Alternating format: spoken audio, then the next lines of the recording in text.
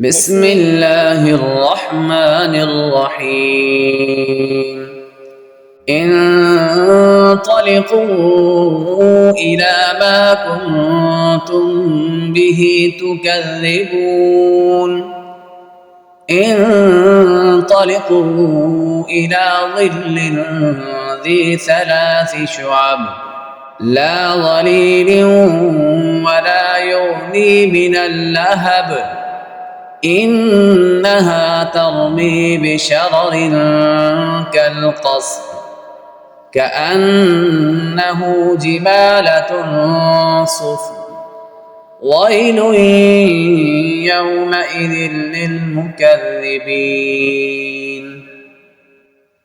هذا يوم لا ينطقون ولا يؤذن لهم فيعتذرون ويل يومئذ للمكذبين هذا يوم الفصل جمعناكم والأولين فإن كان لكم كيد فكيدون ويل يومئذ للمكذبين إن المتقين في ظلال وعيون وفواكه مما يشتهون كلوا واشربوا هنيئا بما كنتم تعملون إنا كذلك نجزي المحسنين ويل يومئذ للمكذبين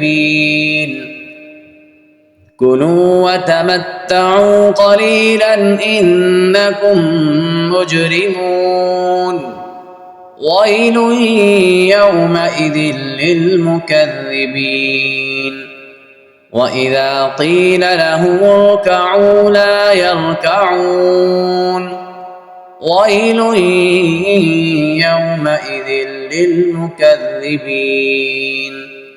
فبأي حديث بعده يؤمنون